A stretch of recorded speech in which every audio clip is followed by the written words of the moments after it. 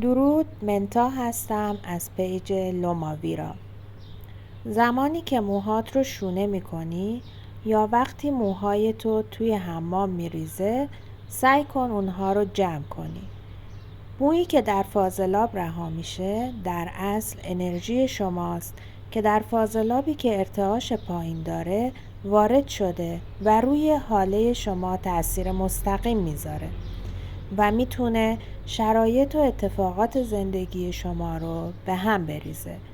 مو در چاکرای تاج واقع شده و لینک خیلی قوی با انرژی درونی ما داره.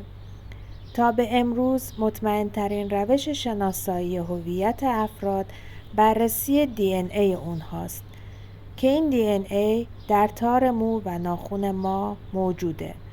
مو گرداننده قدرت و سرنوشت هست. اونها انرژی شما رو ذخیره می کنند. از اونها محافظت کنید تا کسی نتونه توسط موها به روح شما آسیب بزنه. در کپشن راهکارهای مناسب رو قرار دادم. با ایمان قلبی کامنت کن: من در حفاظت الهی هستم.